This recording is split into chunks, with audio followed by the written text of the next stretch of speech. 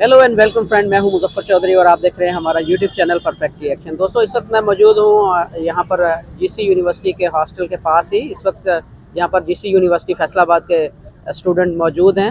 आज हम उनसे जो पाकिस्तान के जो टेक्स्ट बुक की जो सारी चीज़ें हैं उसके बारे में समझेंगे और उनसे जानेंगे कि जो उन्हें जो मुताला पाकिस्तान या पाकिस्तान स्टडी जो पढ़ाई जा रही है उसके अंदर जो चीज़ें लिखी गई हैं उसके ऊपर उनका क्या ख्याल है और उससे रिलेटेड जो बाकी चीज़ें भी हैं वो भी उनसे हम डिस्कस करेंगे।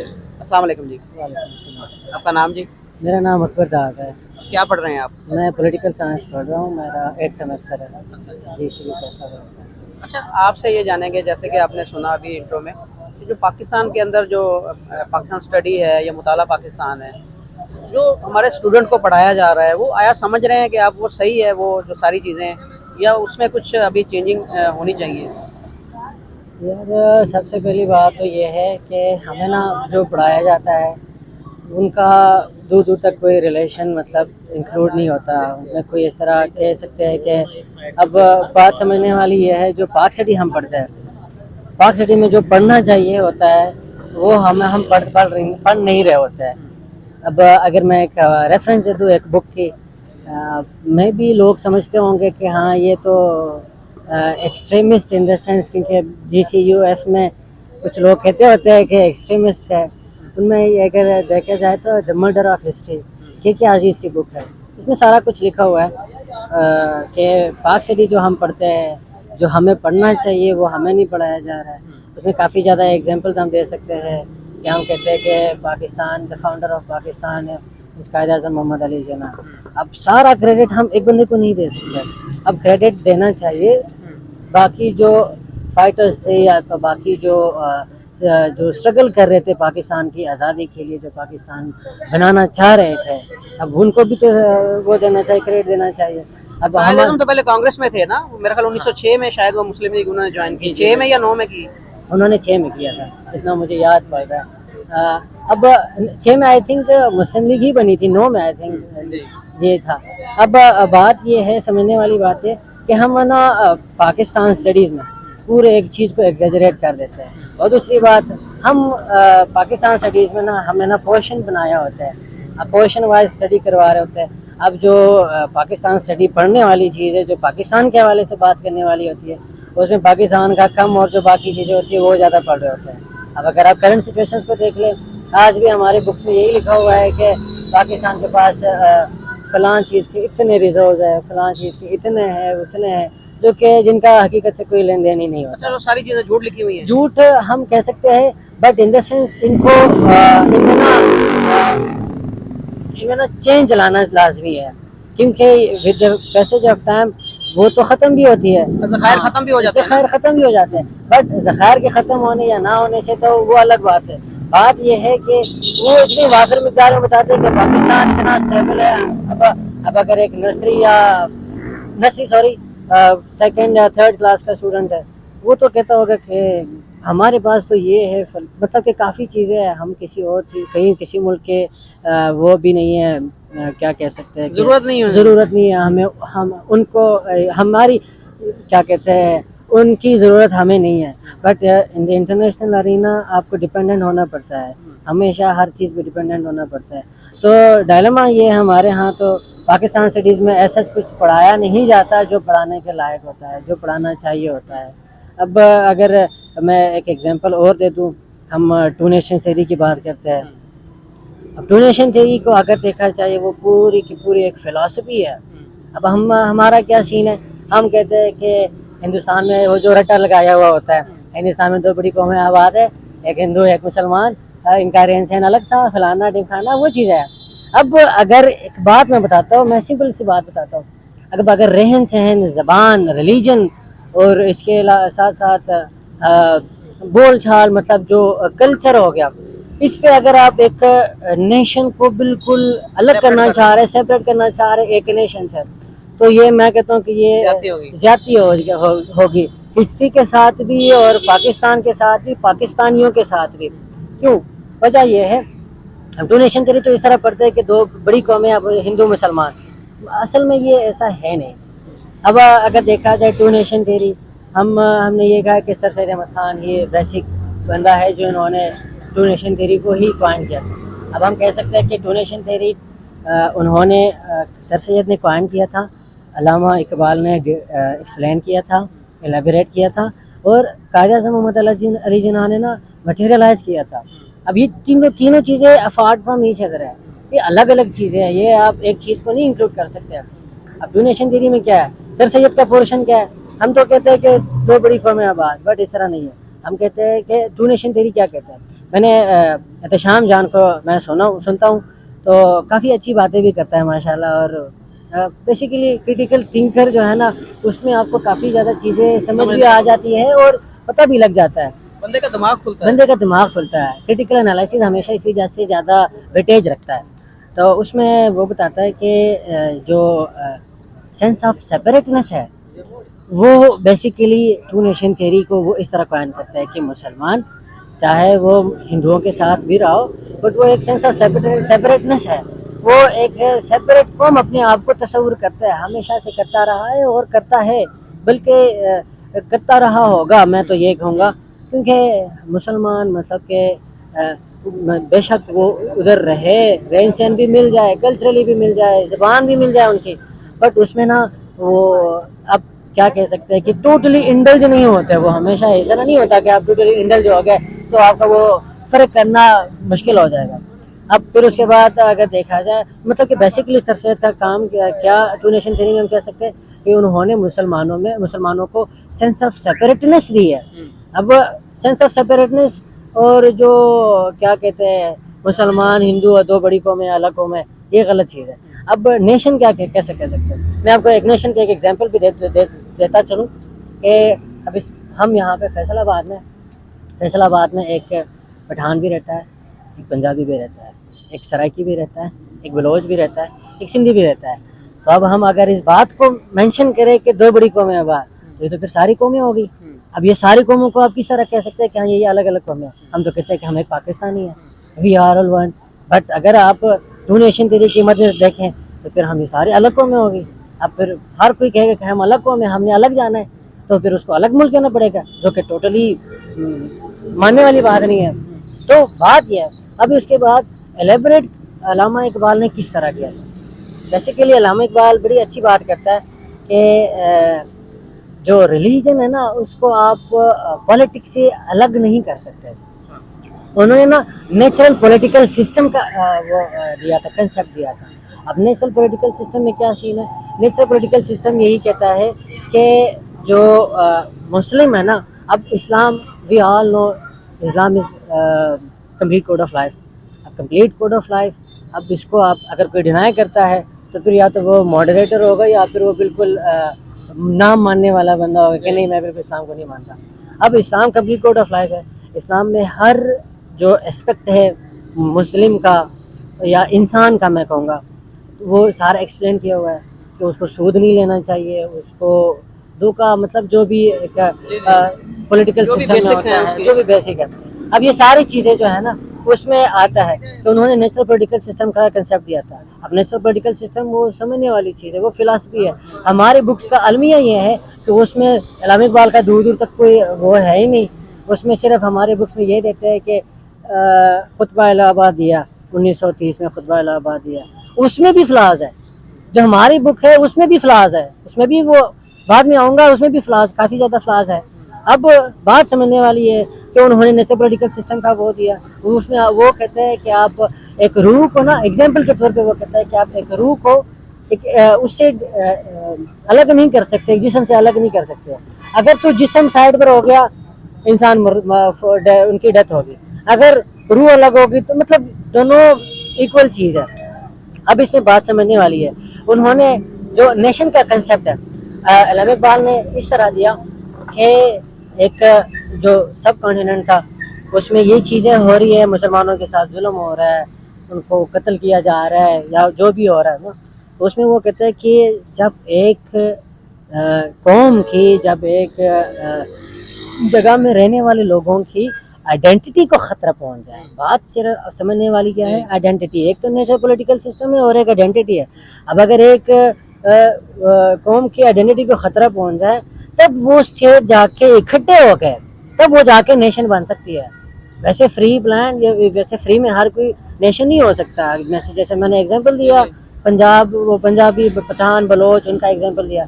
अब वो चीज़ है। और जो बेसिकली मटेरियलाइज किया था, जो काम किया था टू नेशन थ्योरी पे, कि हाँ हमारे आइडेंटिटी को खतरा है, हमारे आइडेंटिटी को खतरा है इन द सेंस है। मैं एक एग्जांपल दूंगा कि मुसलमान इससे पहले 1000 साल मुसलमान रहे, हिंदुओं के साथ इकट्ठे रहे, वहाँ तक तो वहाँ पे तो कोई टू नेशन थ्योरी नहीं आई।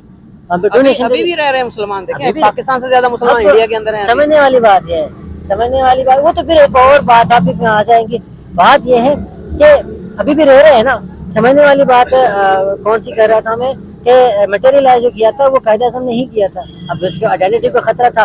बात वो थी 1000 years ago वाली, कि 1000 साल तक मुसलमान हिंदू इकट्ठे रहे, वो शादियाँ भी हुई है वहाँ पे, क्या कहते हैं, कल्चरली वो एक दूसरे के पास आते जाते रहे, सारा कुछ एक जगह भी था। रिलीजन के तौर पे हम कह सकते हैं कि वो अलग थे। अब वहाँ पे तो कोई वो ऐसा कुछ भी कंसेप्ट नहीं आया था। अब कंसेप्ट जो आया वो टू नेशन थ्योरी के बाद में आया। तो वो साइंस, जब मुसलमानों पे जुल्म होते रहे, जो पढ़ा है मैंने जितना, नहीं, जुल्म सिर्फ मुसलमानों में हुए नहीं, हैं या जुल्म तो हिंदुओं के ऊपर भी हुए हैं? जहाँ पर मुसलमान अक्सरियत इलाके थे वहाँ पर हिंदुओं के ऊपर भी मुजालम की जो वाकयात रिपोर्ट हुए हैं। अब वैसे अगर हम इंडिपेंडेंस की बात करें, इंडिपेंडेंस में सिर्फ हिंदू नहीं मारा गया था, मुसलमान भी मारा गया था। वो सिर्फ मुसलमान नहीं, हिंदू भी मारा गया था। हम कहते हैं कि ना कि 8 लाख, मैंने एक सोर्स से पढ़ा था। थोड़ा सा मैं ये चाह रहा हूँ कि हम इसको थोड़ा सा ना इसके ऊपर और बात करें टू नेशन थ्योरी के ऊपर। आप समझते हैं कि जो टू नेशन थ्योरी पेश की गई थी वो काफ़ी थी दोनों मुल्कों को का बंटवारा करने के लिए? टू नेशन थ्योरी, अगर मैंने आपको पहले क्या कहा था कि आइडेंटिटी का खतरा अगर आपको पहुंचता हो ना, ये खतरा था आपकी नज़र में? था खतरा था, खतरा इन द सेंस, मैं तो बेसिकली यही कहूँगा कि इस पाकिस्तान जो था, पाकिस्तान मोस्टली पॉलिटिकल मूवमेंट था as compare to religion. Religious movement Quaid-e-Azam को अचानक ये ख्याल आया कि नहीं, अचानक तो ख्याल नहीं मुसलमानों आता की वैसे। आइडेंटिटी को खतरा है वहाँ पर, इसीलिए वो कांग्रेस छोड़ के फौरन वो नहीं। मुस्लिम लीग में आए। अचानक तो ख्याल नहीं आते। जी। वैसे इसमें ये बात और हो जाएगी, ये फिर सेंसिटिव टॉपिक की तरफ चला जाएगा, जिसमें फैक्ट्स आर फैक्ट्स बुक मैंने पढ़ी है, तो उसमें वो आ जाएगा, वो बात नहीं करने वाली है। तो ये देखें ना, यहाँ पर बात आप छुपा रहे हैं ना, फिर फैक्ट तो बता नहीं रहे हैं। फैक्ट्स आर फैक्ट्स ऐसी बुक है जो पाकिस्तान में बैन है, जिसको बंदा दूसरे दिन उठाया जा सकता है। जो ना चले तो बहुत बड़ी बात है। मैं आपको ये कह रहा हूँ कि ये ना चले। हाँ, जो बहुत ही चले आप ये बता दें कि आप जो टू नेशन थ्योरी है उसको जस्टिफाई कर रहे हैं?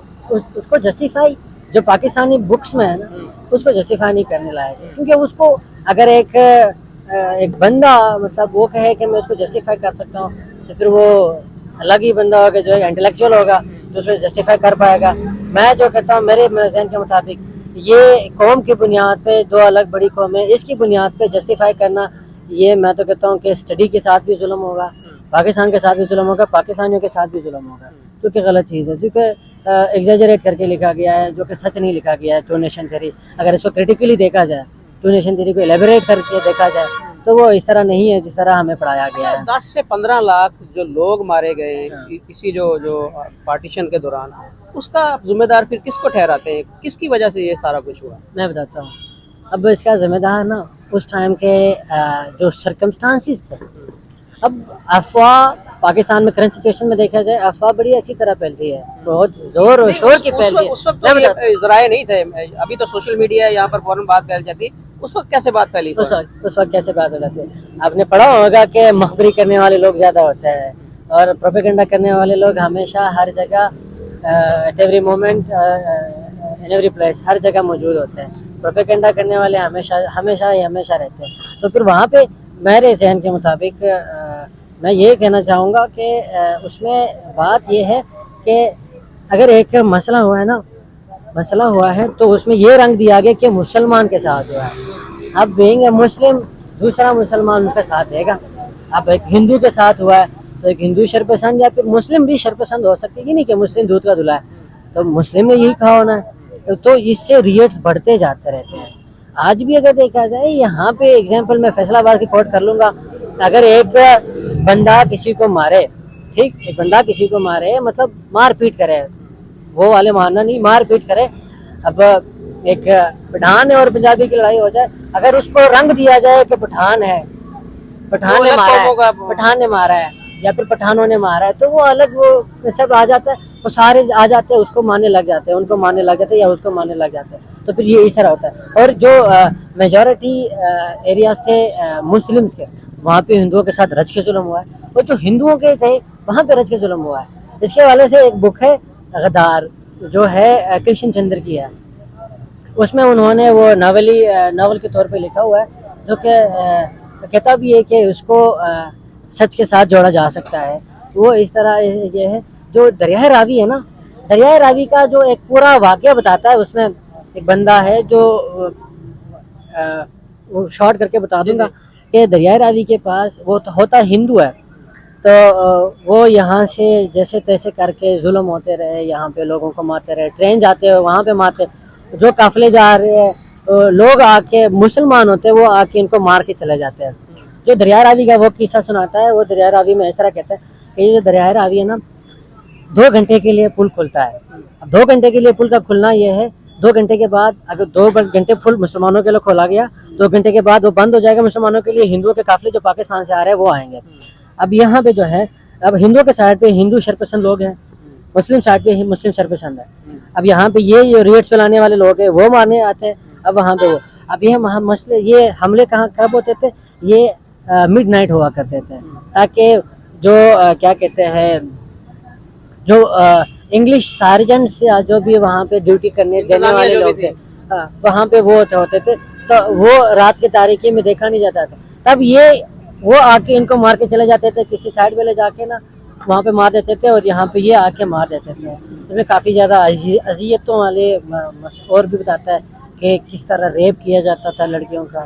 وہی کہتے ہیں دونوں طرف سے, وہی مسلمانوں کی طرف سے بھی اور ہندوؤں کی طرف سے, دونوں طرف سے. اس میں وہ کہتا ہے کہ وہ ہندوؤں کے سائڈ پہ جب چلا جاتا ہے, تو اس میں وہ کہتا ہے کہ وہ عورت کا نا ان کی بہن اور بھائی آئی تھنک جتنا مجھے یاد پڑ رہا ہے, ان کو مار دیا جاتا ہے. تو اس میں وہ کہتے ہیں جب وہ اس طرف چلا جاتا ہے, جب اپنی فیملی سے مل لیتا ہے, تو ان کی بہن نہیں ہوتی. تو وہ کہتا ہے کہ کیسے, کہاں گئی, کہتے ہیں انہوں نے مسلمانوں نے مار دیا. وہ پہلے پاکستان لاہور میں ہوتے ہیں وہ, تو ان کو مار دیا. وہ غصہ ہو کے باہر نکلتا ہے کہ مجھے اگر کوئی مسلم بھی دکھا میں نے مار دینا ہے. تب وہ ایک لوگ بیٹھے ہوتے ہیں, وہاں پہ جا کے ان سے کہتا ہے کہ یہاں کیا راشن تقسیم ہو رہا ہے جو تم لوگ بیٹھے ہو. وہ کہتے ہیں نہیں, یہاں پہ سیکس تقسیم ہو رہا ہے. بڑی مائنڈ وہ بندہ, ہاں بالکل. وہ کہتے ہیں کہ یہاں پہ سیکس تقسیم ہو رہا ہے. تو وہ کہتے ہیں کہ میں باہر کھڑا ہوتا ہوں, وہاں سے آوازیں آ رہی تھی کہ پراوا میں تیری بہن آ نا. تو اتنی وہ کہتے ہیں کہ میں تمہاری مسلمان لڑکی تھی, مسلمان لڑکی ہوتی ہے, اس کیمپ میں ہوتی ہے, پھر انہوں نے پکڑا ہوتا ہے. اور مطلب وہ کہتا ہے کہ ہم نے ان کے ساتھ تب تک نام لینا یہ بندہ جب تک وہ مر نہیں کریں گے, جب تک وہ مرے گی نہیں. تو یہ دونوں طرف ہوتے رہے, ریٹس دونوں طرف ہوتے رہے, نہ مسلم دودھ کے دلہے, نہ ہندو دودھ کے دلہے, دونوں طرف سے رج کے ہوا ہے, دونوں طرف سے ہی ہوا ہے. اس میں سکھوں کا بھی زیادہ رول ہے, سکھوں نے بھی بڑے ظلم ڈھا ہے پارٹیشن کے ٹائم پہ, مسلم نے بھی ڈھا ہے, ہندوؤں نے بھی ڈھا ہے. تو یہ کسر کسی نے نہیں چھوڑی, کسی قوم نے کسر نہیں چھوڑی. تو نہیں چھوڑنی تھی نا. میں نے بتایا کہ ریٹس جب شروع ہو جائے تب کسر نہیں دیکھا جاتا کہ ہاں میں تھوڑا بہت لحاظ رکھ لوں, یہ نہیں ہوتا, یہ نہیں دیکھا جاتا. اور وہ میں نے ایک اور بات کہی تھی خطبہ الہ آباد کے حوالے سے, ہماری بکس کے حوالے سے. یہ ہے خطبہ الہ آباد میں ہم کہتے ہیں نا کہ علامہ اقبال نے الگ دو ملک بنانے کی تجویز دی تھی. جیسا مجھے وہ ایگزیکٹ ورڈز یاد نہیں, مطلب مسلم الگ اور ہندو الگ, مطلب کہ پاکستان اور انڈیا کا کنسیپٹ دیا تھا. اس میں وہ یہ نہیں کہتا, اس میں وہ اسٹیٹس کا بتاتا ہے, اسٹیٹس بتاتا ہے. اب اسٹیٹ جو ہے نا, وہاں پہ وہ کہتا ہے کہ مسلم میجورٹی اسٹیٹس جو ہے ان کو مسلم جو دے دیتے, وہ مسلم ڈکلیئر کیا جائے, اور جو ہندو میجورٹی ایریاز ہے یا جو اسٹیٹس ہے وہاں پہ ان کو ہندوستان کو ڈیوائیڈ کرنے کا نہیں انہوں نے بولا تھا. انہوں نے اس ٹائم ڈیوائیڈ کرنے کا, جتنا میں نے پڑھا ہے مجھے نہیں لگتا کہ انہوں نے تو نظم لکھی تھی سب سے دنیا, پتہ نہیں ایک نظم تھی کہ سارے جہاں سے اچھا ہندوستان ہمارا. اس میں یہ بھی ہے. اب ہماری ٹیکسٹ بک, ہماری ٹیکسٹ بک کا المیہ ہے کہ جو ہمیں پڑھایا نہیں جاتا. اب ہمارے اسٹوڈنٹس جو ہے نا, میں اسٹوڈنٹس کے حوالے سے بات کروں گا, میں بینگ اے اسٹوڈنٹ, میں خود یہ کافی زیادہ کمی, اپنے آپ کو انفیریئر سمجھتا ہوں. اب ہمارے لیے مسئلہ یہ ہے 2, 3, 4, 5 تک کچھ پڑھایا جاتا ہے, پھر 6, 7, 8 تک کچھ پڑھایا جاتا ہے, پھر 9, 10 میں کچھ اور پڑھایا جاتا ہے, پھر فرسٹ ایئر سیکنڈ ایئر میں کچھ اور پڑھایا جاتا ہے, پھر اسی طرح آن ورڈ.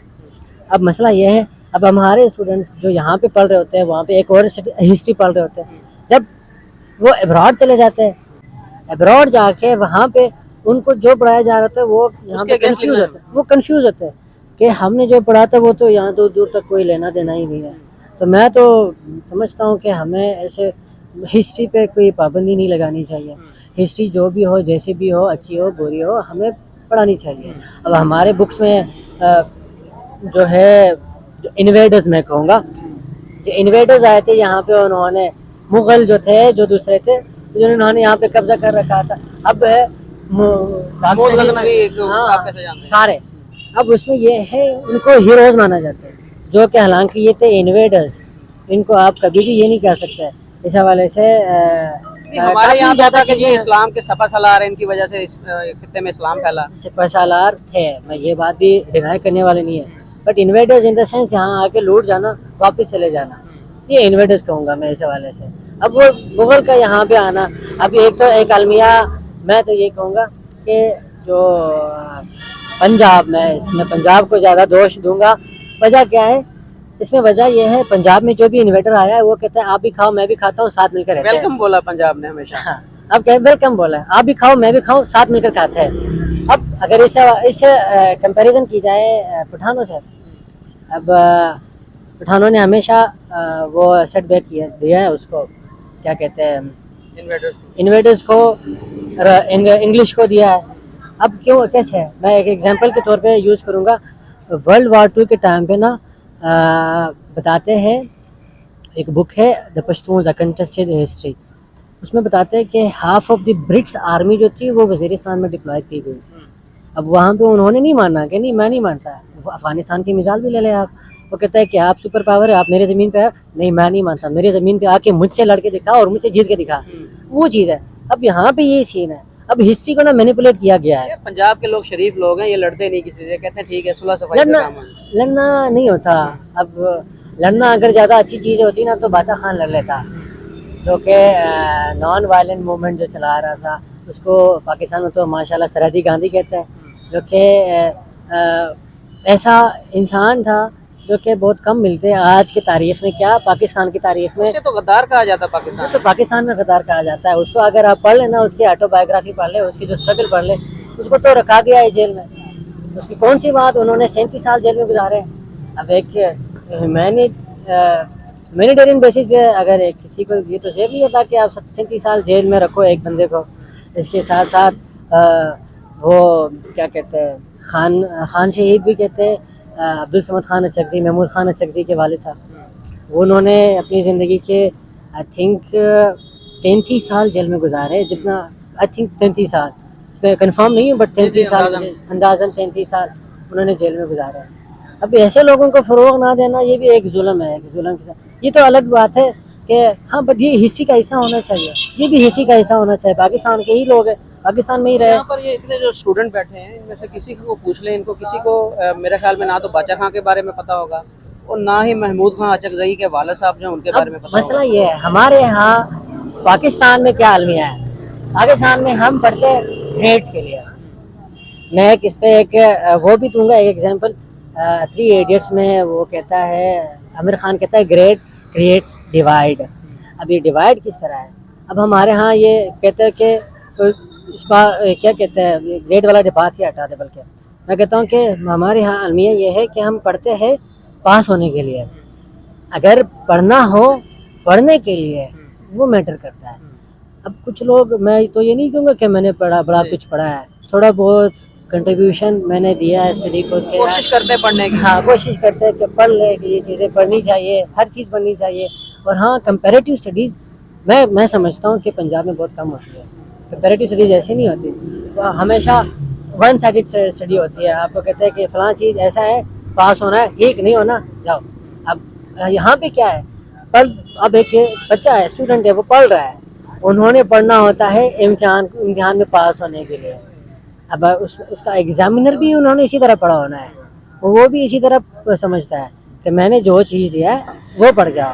اور پنجاب میں اسپیشلی کہوں گا, بے شک پاکستان میں بھی کہوں گا کہ رٹا سسٹم نا پاکستان میں اتنا زیادہ ہو گیا, جس سے میں بلکہ یہ بلیم کروں گا کہ انسان کی کیپیبلٹی اور کیپیسٹی ہے جو یا شارپنیس آف مائنڈ یا تھنکنگ ایبلٹی جو ہے یا کریٹیکل تھنکنگ بھی میں کہوں گا وہ کم ہوتی جا رہی ہے ایک اسٹوڈنٹ کی. مجھے تو نظر ہی نہیں آتی.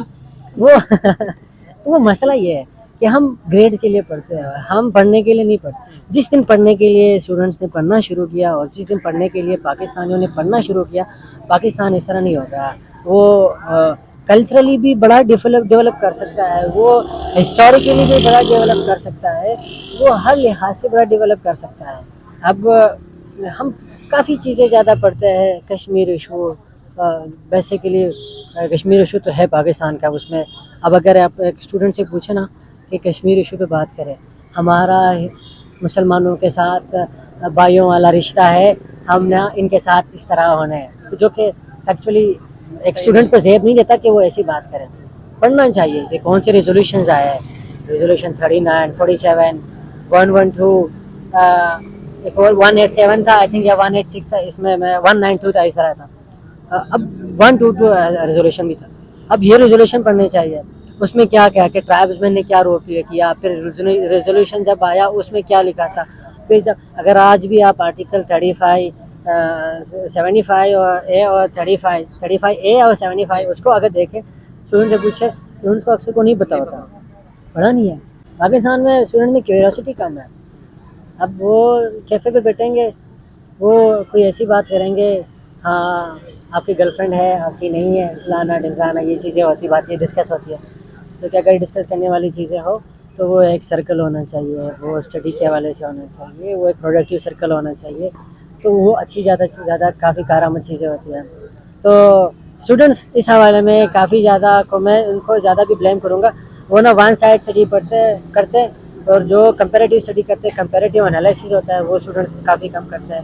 اور کسی چیز کے بارے میں ریسرچ کرنا کافی زیادہ کم ہے پاکستان میں, اور پاکستان میں تو ریسرچ کافی کم ہے ماشاء اللہ. ریسرچ کے بات میں آپ سے پوچھوں گا, جو 4 جنگیں ہماری انڈیا کے ساتھ ہوئی, یہاں پر جو عام اسٹوڈنٹ ہیں ان سے اگر پوچھا جائے تو وہ یہی کہتا ہے کہ جی ساری کی ساری جنگیں انڈیا نے سٹارٹ کی ہیں, اور جنگوں کا جو نتیجہ ہے وہ پاکستان کے حق میں رہا. تو یہ اس میں اس ہسٹری میں کتنی حقیقت ہے؟ میں ایک ایگزامپل دوں گا, آپ سمجھ جاؤ گے.